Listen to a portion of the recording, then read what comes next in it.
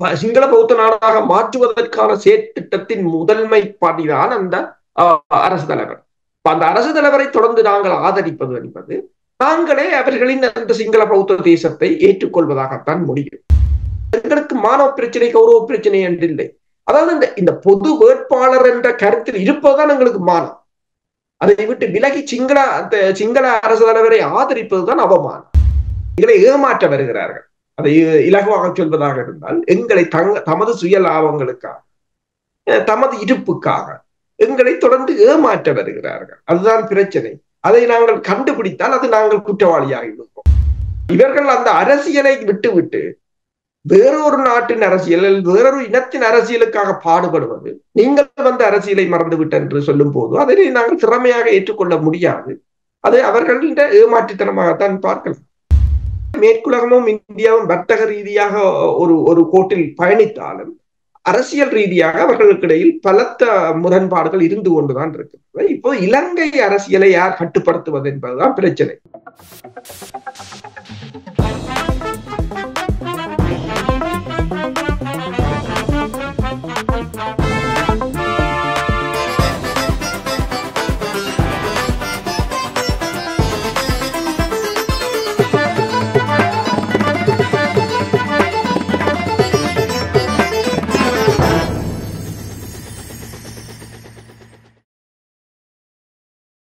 அனைத்துலக உயிரோடை தமிழ் ILC தமிழ் உயிரோடை தமிழில் அன்பர்களே, அரசியல் களம் பிரித்தானியாவிலிருந்து போரியல் ஆய்வாளர் அரசு அவர்கள் இணைகின்றார். வணக்கம் அரசு அவர்களே.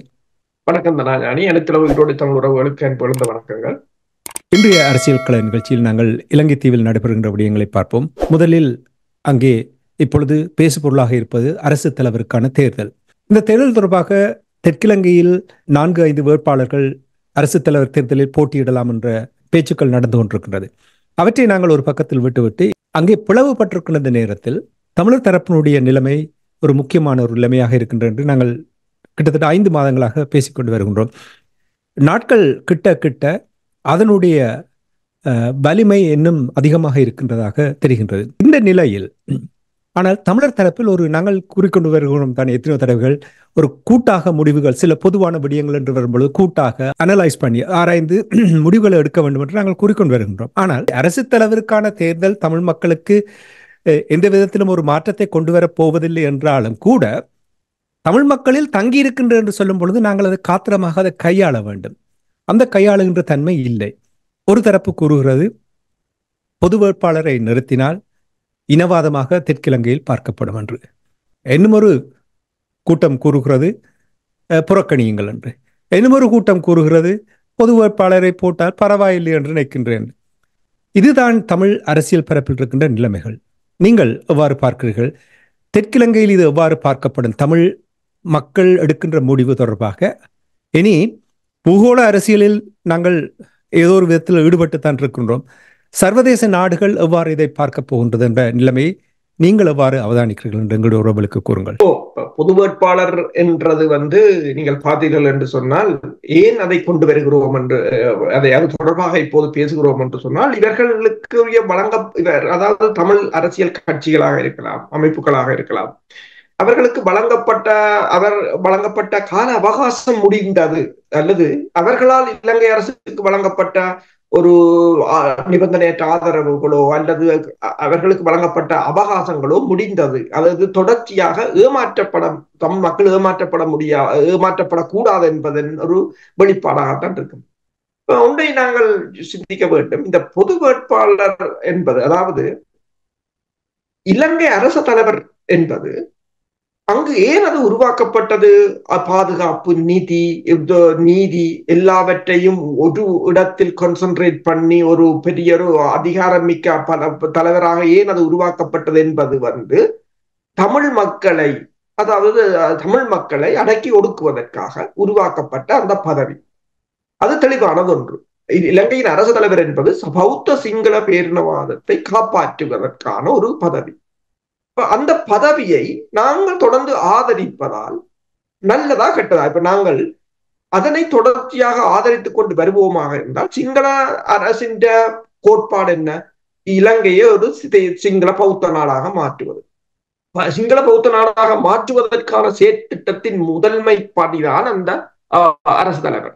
அந்த அரசு தலைவரை தொடர்ந்து நாங்கள் ஆதரிப்பது என்பது நாங்களே அவர்களின் அந்த சிங்கள பௌத்த தேசத்தை ஏற்றுக்கொள்வதாகத்தான் முடியும்.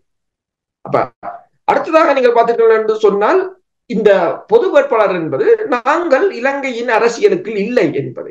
நாடாளுமன்றம் வேறு, பொது அரசு தலைவர் என்பது வேறு. அதில் தமிழர்களுக்கு எந்த விதமான பிரயோசனம் இல்லை. அதனால் தீமைகள் தான் வந்து கொண்டிருக்கின்றது. ஆனால் இது தொடர்பாக இந்த கட்சிகளிடம் நீங்கள் பார்த்தீர்கள் என்று சொன்னால், கட்சிகளிடம் கொள்கை ரீதியான முரண்பாடுகளை விட அரசியல் ரீதியான முரண்பாடுகள் தான் அதிகம். அவர்கள் அரசியல் ரீதியாக ஒருவர் ஒன்றை சொன்னால் அதற்கு எதிராக சொல்வதாக இருக்கிறார்களே தவிர இது ஒரு தேசிய பிரச்சனை, இதிலாவது நாங்கள் இணைந்து செயற்பட வேண்டும் என்ற ஒரு கருத்து இல்லை. அதைத்தான் நான் கூறினேன். அதை நான் கூறவில்லை, பாரதிய அண்ணா கூட கூறியிருந்தார். அதாவது அங்கு தாயத்துல பார்க்கும்போது கொள்கை ரீதியான முரண்பாடுகளை விட அரசியல் ரீதியான முரண்பாடுகளுக்கு தான் சிக்கி இருக்கிறார்கள் பெருமளவான. ஒன்றை ஒருவர் கூறினால் அதற்கு எதிராக கூற வேண்டும் என்பதை தவிர அதில் உள்ள சாதக பாதகங்களை சீர்தூக்கி பார்ப்பதாக இல்லை. இந்த பொது வேட்பாளர் 2 தடவை இல்லை 3 தடவைகள் களமிறங்கியவர்கள். 1982 ஆண்டு குமார் பொன்னம்பலம் அவர்கள் என்று கிட்டத்தட்ட 1 லட்சத்துக்கு மேற்பட்ட வாக்குகளை வாங்கியிருந்தார். அதன் பின்னர் 2010 ஆண்டு 2015 ஆண்டு சிவாஜிலிங்கம் அவர்கள் போட்டியிட்டு இருந்தார். அப்போதும் கூட அவர் 40,000 குறைவான வாக்குகளை வாங்கி இருந்தாலும் அது பிரச்சனை இல்லை. என்னவென்று சொன்னால், இப்ப இதில் வெற்றி தோல்வி எங்களுக்கு இல்லை. ஏனென்றால் நாங்கள் தோக்க போறோம். என்ன தோற்பது என்பது நாங்கள் அரசு தலைவராக வர முடியாது என்பது தெளிவானது ஒன்று. அது எங்களுக்கு முக்கியம் இல்லை. நாங்கள் முதலில் இதில் எங்களுக்கு மானவ பிரச்சனை, கௌரவ பிரச்சனை என்று இல்லை. அதாவது இந்த பொது வேட்பாளர் என்ற கருத்தில் இருப்பதுதான் எங்களுக்கு மானம். அதை விட்டு விலகி சிங்கள அரசு தலைவரை ஆதரிப்பதுதான் அவமானம். இதில் நாங்கள் அவமானங்களை பார்க்க தேவையில்லை. நாங்கள் மக்களை பொறுத்தவரையில் மக்கள் வாக்களிக்காமல் விட்டால் என்ன செய்யும்? மக்களை விட்டு விடுங்கள். அவர்களாக வாக்களிக்கிறார். அவர்களை நாங்கள் இந்த கட்சிக்கு வாக்களியுங்கள், அந்த அரசு தலைவருக்கு வாக்களியுங்கள், அவர் அதை தருவார், இவர் இதை தருவார் என்று நாங்கள் பொதுவாக அவர்களை ஏமாற்ற தேவையில்லை. அவர்களுக்கு எந்த அரசு தலைவரை நோக்கியும் கையை காட்ட வேண்டும். நாங்கள் பொதுவாக அவர்கள் விரும்பினால் வாக்களிக்கட்டும், அது பிரச்சனை இல்லை. இந்த முறை வாக்களிப்பார்கள், அடுத்த முறை அவர்களும் மாறுவார்கள்.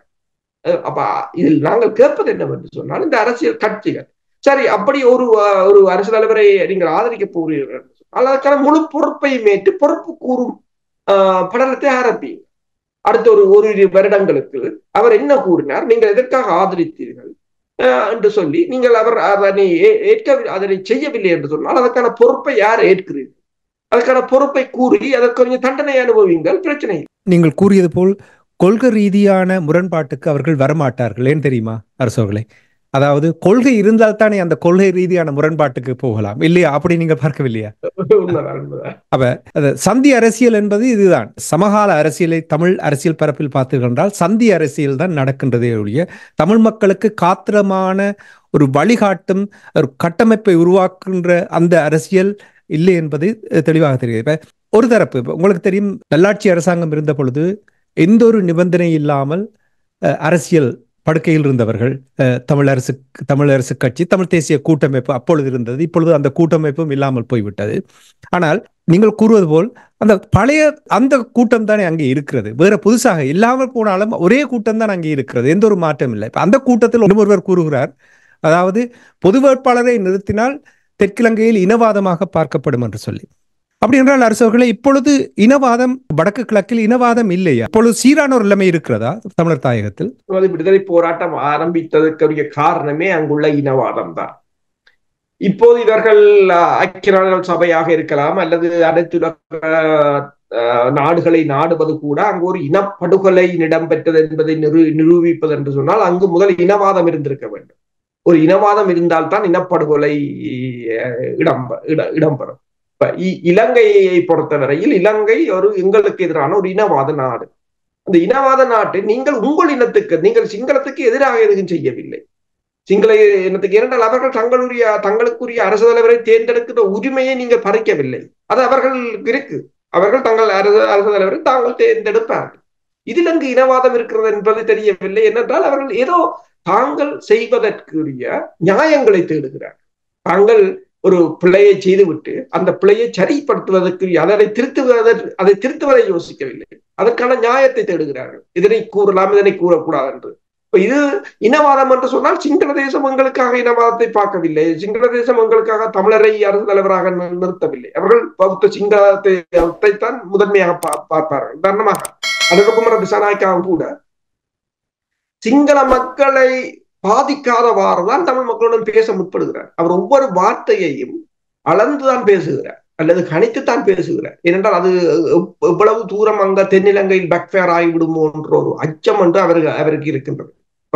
அவர்கள் தங்கள் சிங்களவர்களுக்கு நாங்கள் எவ்வாறு அவர்கள் மீது ஒரு இனவாதத்தை திணிக்க முடியும் என்று எனக்கு விளங்கவில்லை. ஏனென்றால் எல்லா அதிகாரமும் எல்லா பவரும் எல்லா சக்தியும் அவர்களிடம்தான் இருக்கின்றது. அவர்கள் தங்களுக்குரிய அரசு தலைவரை தேர்ந்தெடுக்க வேண்டிய விகிதாசாரம் அவர்களிடம் இருக்கின்றது. இது நாங்கள் என்னென்றால் நாங்கள் இலங்கைக்குள் இல்லை, அதைத்தான் நாங்கள் கேட்கின்றோம். இப்படி பேசுபவர்கள் இணக்க அரசியல் அல்லது தாங்கள் அந்த தெற்கிலங்கையில் வாழுகிறோம் அல்லது அந்த சிங்கள இனத்தில் அவர்கள் மரபு ரீதியாக கலந்து விட்டார்கள், அப்படியான ஒரு நிலைமையில் தான் அவர்கள் இவ்வாறு மக்களை மாற்ற பார்க்கிறார்கள் என்று நீங்கள் கருதுகிறீர்களா? உண்மைதான். ஆனால் அவர்கள் பேசாமல் சிங்களவர்களுடன் சேர்ந்து வாழலாம். அவர்களை யாரும் தடுக்கவில்லை, அவர்களை யாரும் வருந்தி அழைக்கவில்லை தமிழ் மக்களுக்கு சேவை செய்யுங்கள் என்று. இன்னொருவர் உங்களுக்கு உதவி செய்ய வர நீங்கள் அதை தடுக்கிறீர்கள். உதவி செய்ய வரவில்லை, எங்களை இன்னும் அடிமைப்படுத்துகின்ற ஒரு செயலை, எங்களை ஏமாற்ற வருகிறார்கள். அதை இலகுவாக சொல்வதாக இருந்தால் எங்களை தமது சுய லாபங்களுக்காக தமது இருப்புக்காக எங்களை தொடர்ந்து ஏமாற்ற வருகிறார்கள். அதுதான் பிரச்சனை. அதை நாங்கள் கண்டுபிடித்தால் அது நாங்கள் குற்றவாளியாகி விடுவோம். அவர்கள் ஏமாற்றுவதை கண்டுபிடித்தாலே அது பெரிய குற்றவாளியாக ஆகிவிடுவோம். அதுதான் அந்த பிரச்சனை. ஆனால் இதை அனுமதிக்க முடியாது. ஊடகங்கள பொறுப்பு என்னவென்று சொன்னால் இந்த சாதக பாதகங்களை அறிந்து கூறுவதுதான். அதை திருத்த வேண்டியதும் அதிலிருந்து விலக வேண்டியதும் அதை ஏற்றுக்கொள்ள வேண்டிய அவரவர் பொறுப்பு. ஊடகம் ஒன்றைத்தான் செய்யும். அது இதில் உள்ள சாதக பாதகங்களை எடுத்து கூறும். அதில் பிழை என்றால் நீங்கள் கூறுங்கள், சரி என்றால் நீங்கள் எடுத்துக்கொள்ளுங்கள். அதுதான் அந்த பிரச்சனை. நீங்கள் கூறியது போல அவர்கள் அந்த மரபில் இணைந்தவர்கள், அந்த மரபுடன் என்றால் அங்கு சென்று விடுங்கள், அவர்களுடன் வாழுங்கள், ஒன்றாக வாழலாம், அவர்களுடன் வாழலாம். ஆனால் ஒரு இனத்தின் விடுதலையை கொச்சப்படுத்தி அந்த இனத்தின் இருப்பை நீங்கள் அளிப்பதற்கு துணை போவதை நீங்கள் துணை போவதை யாரும் ஏற்றுக்கொள்ள முடியாது. எல்லோரும் ஏற்றுக்கொள்வார்கள் என்று நீங்கள் எதிர்பார்க்கவும் முடியாது. இதே நேரத்தில் ஒரு அறிவு ரீதியாக தன்னிடம் பலம் இருப்பதாக ஒரு சில அரசியல்வாதிகள், அதாவது எல்லா துறையிலும் தங்களிடம் திறமை இருக்கின்ற என்று அவர்கள் கூறினாலும் ஒரு துறையில் அவர்களுக்கு திறமை இருக்கலாம், திறமை இல்லாமல் இருக்க முடியாது என்று சொல்ல முடியாது. அதை ஒரு சாதகமாக பாவித்து தங்களை முன்னிலைப்படுத்தி மக்களை திசை திருப்பி மக்களை ஏமாற்றுகின்ற ஒரு வேலையில் ஈடுபட்டிருக்கிறார்கள் என்று கருதுகிறார்கள், குறிப்பாக தெற்கிலங்கையில் வாழ்ந்து கொண்டிருப்பவர்கள். உண்மைதான். என்னென்று சொன்னால் ஒரு சில துறைகளில் அவர்களுக்கு திறமை இருந்தால் அந்த திறமையின் ஊடாக மக்களை ஏமாற்றி, அதாவது இவ்வாறு இந்த மக்களை ஏமாற்றி தங்கள் இருப்பை தக்க வைப்பது, தங்கள் காலத்தை நகர்த்துவது என்பதுதான் இருக்கின்றது. ஆனால் திறமை என்பது இப்போது என்ன ஒருவர் ஒரு ரசாயனவியல் துறையில் திறமையாக இருக்கலாம், அல்லது பௌதிகவியல் துறையில் திறமையாக இருக்கலாம், அல்லது கணக்கியலில் திறமையாக இருந்தால் அந்த துறையை அவர் சரிவர செய்தவராக இருக்க வேண்டும். அதில் உள்ள சாதக பாதகங்களை அறிந்து அதை சரிவர, இப்ப இவர்கள் அரசியலில் திறமை வாய்ந்தவர்களாக இருப்பார்கள் என்று சொன்னால் அந்த அரசியலை இவர்கள் வெற்றிகரமாக நகர்த்தி இருக்க வேண்டும். இப்ப இவர்கள் அந்த அரசியலை விட்டு வேறொரு நாட்டின் அரசியல், வேறொரு இனத்தின் அரசியலுக்காக பாடுபடுவது, நீங்கள் அரசியலை மறந்துவிட்டு என்று சொல்லும் போது அதை நாங்கள் திறமையாக ஏற்றுக்கொள்ள முடியாது. அது அவர்களின் ஏமாற்றுத்தனமாகத்தான் பார்க்கலாம். நீங்கள் ஆரம்பத்தில் கூறினீர்கள் எவ்வாறு இவர்களுடைய கடந்த கால அரசியல் நிலைமைகளை கூறிக்கொண்டிருந்த பொழுது இனி இன்னும் ஒரு குழு இதை புறக்கணிக்க வேண்டும் என்று கூறுகிறார். அதாவது ஒரு இலகுவான முடிவை எடுப்பதற்கான தகுதிதான் இவர்களிடம் இருக்கிறதா? ஒரு கடினமான முடிவுகளை ஆராய்ந்து எடுக்கின்ற தகுதி இவர்களிடம் இருக்கிறதா? குறிப்பா இப்ப புறக்கணிப்பது, இந்த தேர்தலை, அரசு தலைவருக்கான தேர்தலை புறக்கணிப்பது சரி என்று நம்புகிறீர்களா? ஏதோ ஒரு வழியில் தமிழர்களின் வாக்கால் சிங்கள ஒரு பௌத்த தேசியவாதத்தை பாதுகாக்கின்ற, சிங்கள பௌத்த நாட்டை கட்டி எழுப்புகின்ற ஒருவருக்கு தமிழர்களின் வாக்குகள் போய் சேர்வதை நாங்கள் தடுத்தாக வேண்டும். ஏனென்றால் நாங்கள் அதற்கு பிற்பாடு நாங்கள் சிங்கள தேசத்திடம் போர் புரிய முடியாது, நாங்கள் பிரிந்து செல்கிறோம் என்று சொல்லி, அதுதான் இங்கு முக்கியமானது.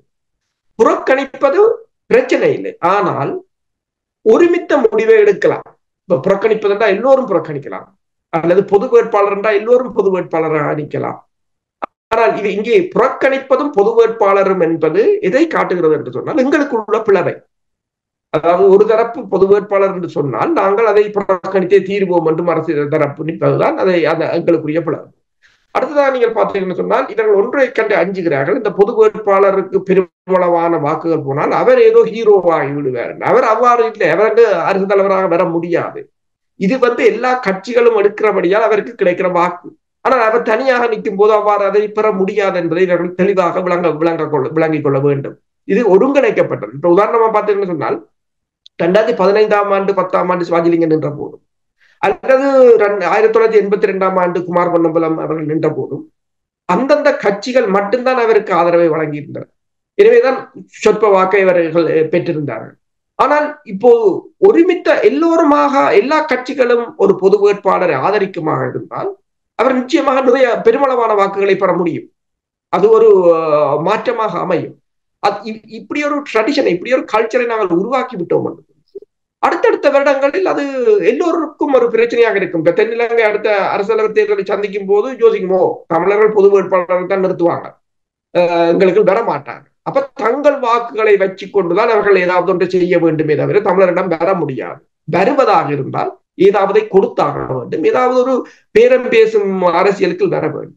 அதே போல இப்ப அனைத்து வகை சமூகத்தை பார்த்தீங்கன்னு சொன்னால் அமெரிக்காவோ ஒவ்வொரு நாடுகளோ ஓகே இந்த ஒரு இனம் இந்த அரசியலுக்கு கலக்காமல் இருக்கின்றது. அவர்களுக்கு ஒரு இறமை இருக்கின்றது, அவர்களுக்கு ஒரு தேசம் இருக்கின்றது. அப்ப அந்த இனத்துடன் நாங்கள், அதாவது இலங்கையுடன் ஏதாவது ஒன்றை தாங்களால் செய்ய முடியாது விட்டால் இந்த இனத்துடன் நாங்கள் இணைந்து பயணிக்கலாம் என்ற ஒரு, அதாவது எங்களை அடையாளப்படுத்தி காட்டுவது. அதான் நாங்கள் இப்ப நாங்கள் என்ன சொல்லிக் கொண்டு வருகிறோம், நாங்கள் இலங்கை சிங்கள தேசத்துக்கு இணைந்து வாழ முடியாது, எங்களுக்கு தனியான அதிகாரங்கள் வேண்டும், தனியான ஆட்சி அதிகாரங்கள் வேண்டும், தனியான அழகு வேண்டும், தனியான தாயகம் இருக்கின்றது. அதை உறுதிப்படுத்த வேண்டும். இப்ப நீங்க பார்த்தீங்கன்னு சொன்னால் பாலஸ்தீனம் ஏன் ஐக்கிய நாடுகள் சபையில் நிரந்தர உறுப்புரிமையை கேட்கின்றது? அது ஒரு அங்கீகாரம். அங்கு அவர்கள் நிரந்தர உறுப்புரிமையை பெற்றுவிட்டால் அது ஒரு நாடு. அதுக்கு அவர்களோட நாடு இல்லாவிட்டாலும் அவர்களிடம் நாடு, அவரோட நாடு, அந்த இனத்துக்கு ஒரு நாடு இருக்கு என்றதுக்கான ஒரு அடையாளம். எனவேதான் அமெரிக்கா அதில் தீவிரமாக நிற்கின்றது, தீவிரமாக எதிர்க்கின்றது.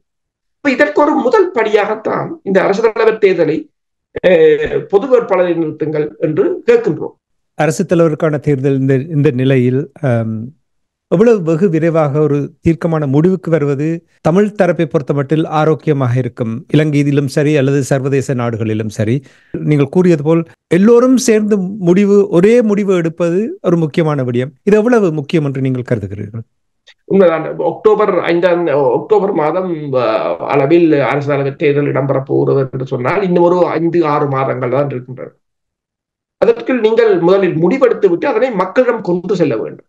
ஒருமித்த குரலில் நீங்கள் மக்களிடம் இவ்வாறான காணொளிகளை கூட நீங்கள் ஒவ்வொரு கிராமமாக போட்டு காட்டலாம். நீங்கள் ஒவ்வொரு இடத்திலும் ஒலிக்க விடலாம். ஒவ்வொரு இடத்திலும் இது தொடர்பான பேச்சுக்கள் நடத்தலாம். ஒவ்வொரு மேடை பேச்சுக்களோ கிராமமாக நாங்கள் அடிக்கடி பேசிக் கொண்டு வருவது அந்த ஆரம்ப காலத்தில் விடுதலை புலிகள் இருக்கலாம், ஏனைய இயக்கங்களாக இருக்கலாம். உருவாகிய போது அவர்கள் கிராமங்களில் சமூக நிலையங்கள், பைரவர் கோயில்கள், தேவாலயங்கள், பாடசாலைகளில் சின்ன சின்ன கூட்டங்களாக வைத்துத்தான் மக்களை ஒருங்கிணைத்திருந்தார்கள். மக்களுக்குரிய ஒரு கருத்துருவாக்கத்தை உருவாக்கியிருந்தார்கள். நீங்கள் ஒரு முடிவை எடுத்து விட்டால் அங்க பிரதேச சபை உறுப்பினர்கள், நாடாளுமன்ற உறுப்பினர்கள், கிராம சபை உறுப்பினர்கள், கிராம சேவகர்கள் என்று சொல்லி பல அரசியல் மட்டங்களில் நீங்கள் உங்கள் கிராமங்களில் உங்கள் பிரதேசங்களில் உள்ள மக்களுடன் அது தொடர்பாக ஒரு கருத்துருவாக்கத்தை உருவாக்கலாம். அவ்வாறு ஒருங்கிணைந்து விட்டீர்கள் என்று சொன்னால் அது கட்டாயம் இந்த மேற்குலகத்தில அல்லது அனைத்துலகத்திலேயோ அது ஒரு கட்டாயம் ஒரு தாக்கத்தை உருவாக்கும். இரண்டால் ஒருங்கிணைக்கப்பட்டதாக இருக்கும். அது உபாரொன்றை நாங்கள் பழக்கப்படுத்தி விட்டோம். அடுத்தடுத்த வருடங்களில் எங்களுக்கு அவ்வளவு மக்களாகவே அந்த ஒரு தெளிவு, அரசியல் தெளிவுக்கு வந்து விடுவார்கள். அப்ப இதை நீங்கள் கேட்டது போல இன்னும் இதற்கு யோசித்துக் கொண்டிருக்க தேவையில்லை. ஏனென்றால் இதில் யோசிப்பதற்கு ஒன்றும் இல்லை. ஏனென்றால் இது நாங்கள் யோசிக்கிறவர்கள் என்னவென்று சொன்னால் நாங்கள் இலங்கையுடன் இணைந்து வாழப்போகிறோம் என்பவர்கள் யோசிக்கலாம். யோசிக்க வேண்டிய விடயங்கள் எத்தனையோ இருக்கின்றது. அதை யோசிப்பது அவர்களுக்கு நேரம் இல்லை, இதை பற்றி யோசித்துக் கொண்டுதான் இருக்கிறார்கள் என்றால் நீங்கள் கூறுவது போல் ஒரு கேலிக்கூத்தாகத்தான் இருக்கின்றது இல்லையா? உண்மைதான். தமிழ் தரப்பில் என்னுடைய முழு நோக்கமும் எங்கள் தரப்பில் இருக்கின்ற பிரச்சனைகளை வெளிப்படுத்துவதுதான் எங்களுடைய. மற்றவர்களுடைய பிரச்சனைக்கு நாங்கள் போகவில்லை. நாங்கள் எங்களை சரிப்படுத்துவோம், மிச்சம் எல்லாமே சரியாக வந்து சரியான இடத்தில் விழ வேண்டிய இடத்தில் விழும் என்பது எனக்கு எப்பொழுதுமே நம்பிக்கை இருக்கிறது. அந்த நம்பிக்கையின் பால் நாங்கள் தொடர்ச்சியாக இந்த விடயங்களை தாயகத்திலும் சரி புலத்திலும் சரி நடக்கின்ற விடயங்களை நாங்கள் கூறிக்கொண்டு வருவோம். இனி அதை ஒரு பக்கத்தில் நாங்கள் இப்பொழுது நிறுத்திவிட்டு அரசோர்களே, ஈஸ்டர் குண்டு தாக்குதல், இலங்கை தீவில் நடந்த ஈஸ்டர் குண்டு தாக்குதல் முன்னாள் ஜனாதிபதி மைத்ரிபால சிறிசேனா அவர்களுக்கு தொடர்ச்சியாக சிக்கலை கொடுத்து கொண்டிருக்கின்றது. சமீபத்தில் வந்த செய்திகள், அவர் கொடுத்த வாக்குமூலங்கள், அதனூடாக அவர் கூறிய தனக்கு தெரிந்த விடயங்கள் என்று சில விடயங்களை கூறியது, இந்தியாவுடைய புலனாய்வு இதில் முன்னிலையில் நின்று செயல்பட்ட என்ற விடயங்களை எல்லாம் அவர் கூறியதாக ஊடகங்கள் கூறியிருந்தது. ஆனால் இதுவரையில் நாங்கள் ஆதாரபூர்வமாக ஊடகத்தில் ஓரிரு ஊடகங்களில் அதை கூறியதை நாங்கள் பார்க்கக்கூடிய இருக்குது. ஆனால் ஆதாரபூர்வமாக இதுவரையில் எதையும் நாங்கள் பார்க்கவில்லை. ஆனால் நிச்சயமாக இது இந்தியாவுக்கும் மைத்திரிக்கும் இடையில் ஒரு சிக்கல் ஏற்பட்டிருப்பதாக தெரிகின்றது. அவர் சமீபத்தில் கூட பேச்சுவார்த்தையில் ஈடுபடுவதற்காக அல்லது அவரோடு இந்தியாவோடு பேசுவதற்கான முயற்சி எடுத்ததாகவும் அது பலன் அளிக்கவில்லை என்று கூறப்படுகின்றது. மைத்ரிபால சிறிசேனாவுக்கும் இந்தியாவுக்கும் இடையில் முருகல் நிலை இருக்கின்றதா அப்படின்னு சொன்னால் மேலே இந்தியா இதன் பின்னணியில் இருந்திருக்கின்ற என்று நீங்கள் கருதுகிறீர்கள்? என்னென்று சொன்னால், அந்த குண்டுவெடிப்பு இடம்பெற்ற போது அவர்தான் அரசு தலைவராக இருக்கிறார். அரசு தலைவர் தான் பாதுகாப்பு அமைச்சரும் அவர்தான். அவருக்கு எல்லா தகவல்களும் புலனாய்வு தகவல்கள் அத்தனையும் அவரிடம் இருக்கும். அவருக்கு பயந்து கொடுக்கப்பட்டிருக்கும். அவர் அது தொடர்பாக அறிந்திருப்பார். இந்த குண்டுவெடிப்பு இடம்பெற்ற பின்னர் உடனடியாகவே கிட்டத்தட்ட 40 புலனாய்வாளர்கள் என்று சொல்கிறார்கள். அமெரிக்காவின் CIA, பிரித்தானியாவின் MI6 இருந்து பலர் வந்து எல்லா ஆதாரங்களையும் அள்ளி சென்றதாகத்தான் கூறியிருந்தார்கள். இந்த குண்டுவெடிப்பு இடம்பெற்ற சமயம் 2 நோக்கங்கள். ஒன்று ஆட்சியை மாற்றுவது, இரண்டாவது அங்கு அந்த ஆடம்பர விடுதியில் தங்கியிருந்த சீன பொறியியலாளர்களும் கொல்லப்பட்டிருந்தார்கள். அது மட்டுமல்லாது அமெரிக்காவின் மிலேனியம் சேலஞ்ச் உடன்பாடும் அந்த குண்டுவெடிப்பால் தான் இல்லாது போய் இருந்தது. அப்ப இவை எல்லாவற்றையும் நீங்கள் பார்க்கும் போது இதன் பின்னணியில் யார் இருந்தார்கள் என்று தெரியும். எனவேதான் இப்ப மைத்ரிபால சிறிசேனா கூறியிருந்தார் இந்தியா இதுக்கு பின்னால் இருப்பதாக இப்போது கூறியிருக்கின்றார். அதற்கு முதல் அவர் ஒன்றை கூறியிருந்தார், இந்தியாவின் ரோ வந்து என்னை கொல்ல போகிறது. ஒரு அரசு தலைவர் அவ்வாறு பகிரங்கமாக தெரிவித்தது மிகப்பெரிய ஒரு ஆச்சரியமான ஒன்று. அதன் பிறகு நீங்கள் பார்த்தீங்கன்னா சொன்னால் இப்போது அரசு தலைவர் தேர்தல் உச்சப்பட்ட கட்டம் அடைந்திருக்கின்ற இந்த சமயத்தில் அவர் அமெரிக்காவுக்கு சென்றிருந்தார். அமெரிக்காவால் வந்த கையுடன் தான் இந்த விசாரணையின் போது தான் இதனை கூறுவதாக கூறியிருந்தார். அது இந்தியாவுக்கும் மைத்ரிபால சிறிசேனாவுக்கும் இடையிலான மிகப்பெரிய ஒரு விரிசல்களை உருவாக்கி இருந்தது. இப்போது அவர் இந்திய தூதரகத்தை ஏதோ ஒரு வழியில் இரண்டு சொன்னால் அவருக்கு உயிர் அச்சுறுத்தல் இருப்பதாக தெரிவித்திருந்தார். எனவேதான் இந்திய தூதரகத்தை அணுகியிருக்கிறார். அவர்களுடன் கதைப்பதற்கு மறுத்து விட்டார்கள். பிறகு இன்னொரு தடவையும் இரண்டாவது தடவையும் தொடர்பு கொண்ட போது அவருக்கான அனுமதியை வழங்க அவர்கள் மறுத்து விட்டார்கள். அதன் பின்னர் அவர் தாய்லாந்துக்கு சென்றிருந்தார். இப்ப தாய்லாந்துல உங்களுக்கு தெரியும் அமெரிக்காவின் மிகப்பெரிய ஒரு இராணுவ ஒத்திகை இடம்பெற்றுக் கொண்டிருக்கின்றது. கூடுதலாக நீங்கள் பார்த்தீர்கள் என்று சொன்னால் அவர் கூடுதலாக அமெரிக்காவின் சார்பாக இயங்குவது தெளிவாக தெரிகின்றது. இப்ப இந்தியா வந்து அவருக்கு எதிராக இருப்பதும் வந்து இந்த அமெரிக்காவின் இந்த அரசு தலைவர் தேர்தலில் அமெரிக்க சார்பு ஒருவரை அங்கு கொண்டு வந்து விடக் கூடாது என்பதில் இந்தியா தெளிவாக இருப்பது போலதான் தெரிகின்றது. இப்ப இந்தியாவில நீங்க பாத்தீங்கன்னு சொன்னால் இப்ப இந்தியாவில தேர்தல் ஆரம்பமாக இருக்கின்றது 19ஆம் தேதி. இப்ப தேர்தல் ஆரம்பமாகிற நேரத்துல பிரித்தானியா வெளிவார அமைச்சர் என்ற கருத்தை பார்த்தீங்கன்னு சொன்னா டேவிட் கேமரன் ஒன்றை கூறியிருக்கின்றார். இந்தியா வந்து மத சுதந்திரத்தை மதிக்க வேண்டும் என்று கூறியிருந்தார். அங்கு பற்றினி பஞ்சங்கள் நிலவுவதாகவும் கூறியிருந்தார். மணிப்பூர் கலவர தொடர்பாகத்தான் அவர் பெருமளவில் பேசியிருந்தார். மனித உரிமைகள் அமைப்புகளும் அவ்வாறு தான் கூறுகின்றது. இந்தியாவை மேற்குலகமும் இந்தியாவும் வர்த்தக ரீதியாக ஒரு கோட்டில் பயணித்தாலும் அரசியல் ரீதியாக அவர்களுக்கு இடையில் பலத்த முரண்பாடுகள் இருந்து கொண்டுதான் இருக்கிறது. இப்போ இலங்கை அரசியலை யார் கட்டுப்படுத்துவது என்பதுதான் பிரச்சனை. அப்ப இலங்கை அரசியலை யார் கட்டுப்படுத்துவது என்றதில் இவர்கள் இருவருக்கும் உள்ள பிரச்சனை. அடுத்தது சீனா. ஆனால் இதற்குள் பந்தாடப்படுபவர்கள் தான் இந்த இலங்கை அரசியல்வாதிகள். இப்ப சிலர் வந்து அமெரிக்காவுடன் நிற்கிறார்கள், சிலர் இந்தியாவுடன் நிற்கிறார்கள். மஹிந்த ராஜபக்ச திடீரென்று ரணிலுக்கு ஆதரவை விலக்கிக் கொள்வதாகவும் தாங்கள் தமது கட்சியில் இருந்து ஒருவரை இறக்கப் போவதாகவும் கூறியிருப்பதும் வந்து அவர்களின் பின்னணியில் இன்னொரு சக்தி இருப்பதாகத்தான் இப்போது சந்தேகப்படக்கூடிய ஒரு நிலையை தோற்றுவித்திருக்கின்றது. இலங்கையின் அரசியலை கட்டுப்படுத்துவது எப்படி என்று அவர்கள் போட்டி போடுகிறார்கள். ஆனால் எங்களிடம் இங்கே இது ஒரு அரிய சந்தர்ப்பம், பலம் இருக்கிறது. அதை நிர்ணயிப்பதற்கு எவ்வளவு பங்கை தமிழர் வகிக்கலாம் என்பது ஒரு சாதகமான சூழல். இதை கூட புரிந்து கொள்ளவில்லை என்று நீங்கள் கருதுகிறீர்களா எங்களுடைய தமிழ் அரசியல்வாதிகள்? உண்மைதான். இப்போ இலங்கையின் அரசியலை யார் கட்டுப்படுத்துவது என்னும் போது இப்ப இருக்கிற நிலையில் யாரும் 50% பெற முடியாத ஒரு நிலை இருக்கின்றது. அப்படி யாரும் 50% பெற முடியாத நிலை என்னும் போது எங்கள் வாக்குகள் முக்கியமானது. அப்ப இந்த வாக்குகள் இல்லாத போகுமாக இருந்தால் எதிர்காலத்தில் நாங்கள் இந்த அனைத்துலக மட்டத்தில் முக்கியத்துவம் பெறுவோம் என்பதை கூட இவர்கள் சிந்திக்கிறார்கள். இல்லை நீங்கள் கூற வந்தது. அதாவது ஏனென்றால் அவர்கள் இலங்கையை கட்டுப்படுத்த வேண்டும் என்று சொன்னால் முதலில் தமிழர்களை அவர்கள் தங்கள் தமிழர்களுடன் ஒரு நல்லுறவை பேண வேண்டும் என்ற ஒரு நிலையை ஏற்படுத்த வேண்டிய சக்தி எங்களிடம் இருக்கின்றது. அந்த சக்தியை இப்பொழுது பயன்படுத்த வேண்டிய நேரம். இந்தியாவோடு பேச வேண்டும், அமெரிக்காவோடு பேச வேண்டும், சீனாவோடு பேச வேண்டும், பிரித்தானியாவோடு பேச வேண்டும். பின்னணியில் இருந்து செயல்பட வேண்டிய நேரம். இவற்றை விட்டுவிட்டு பொது வேட்பாளர் வந்தால் அங்கே இனவாதம் தூண்டப்படும், அல்லது புறக்கணியுங்கள், அல்லது பொது வேட்பாளர் பரவாயில்லை என்று இப்படி ஒரு பட்டும் படாமல் கூறிக்கொண்டு போவது இது அரசியலா, இது வழிகாட்டலா? எனக்கு புரியவில்லை. உண்மைதான். அது அதாவது தூரநோக்கு அரசியல் இல்லாமல் செய்யப்படுகின்ற எல்லாம் வீணாகத்தான் போகும். எனவே அதில் நாங்கள் எங்கள் சக்தியையோ பணத்தையோ நேரத்தையோ விரியம் செய்வது வீணானது. இப்போ நீங்க பாத்தீங்கன்னு சொன்னா ஐக்கிய நாடுகள் சபை மனித உரிமைகள் ஆணைக்குழுவுக்கு நாங்கள் அதனுடன் இணைந்து பணியாற்றுகின்றோம், அதனை பலப்படுத்துகிறோம் என்று கூறுகிறோம். அது எங்கு போகின்றது? இறுதியாக ஒரு விசாரணை என்று வரும்போது அது எங்கு போகிறது என்று சொன்னால் ஐக்கிய நாடுகள் சபைக்கு போகும். ஐக்கிய நாடுகள் சபைக்கு போகும்போது அங்கு இப்ப உங்களுக்கு தெரியும், பாலஸ்தீன பிரச்சனையை அமெரிக்கா வீட்டோ பண்ணிவிட்டது. இப்ப எங்களுக்கு எல்லா நாடுகளுடன் ஒரு நல்ல உறவு இல்லாது விட்டால் அங்கு சீனா வீட்டோ பண்ணலாம், ரஷ்யா வீட்டோ பண்ணலாம். அப்ப இவ்வளவு நாங்கள் பணியாற்றியது வீணாகத்தான் இருக்கு. நாங்கள் அவர்களுடனும் நல்ல உறவுகளை வைத்தால் இப்ப முன்னைய காலத்தில் இப்ப இந்த உக்ரைன் போருக்கு பிறகு நிலைமை மாறிவிட்டது. ஆனால் அதுக்கு முன்னைய காலத்தில் பாருங்கள், இந்த ஈரான் மீதான அணு ஆயுதத்துக்கு எதிரான ஐக்கிய நாடுகள் சபையின் தீர்மானம், வடகொரியா மீதான தடைகளுக்கு தீர்மானத்துக்கு சீனா ரஷ்யா கூட ஆதரவுகளை வழங்கியிருந்தது. ஏனென்றால் அவர்களோட நல்ல உறவை வளர்த்துத்தான் அந்த தீர்மானத்தை தந்திரமாக நிறைவேற்றியிருந்தார்.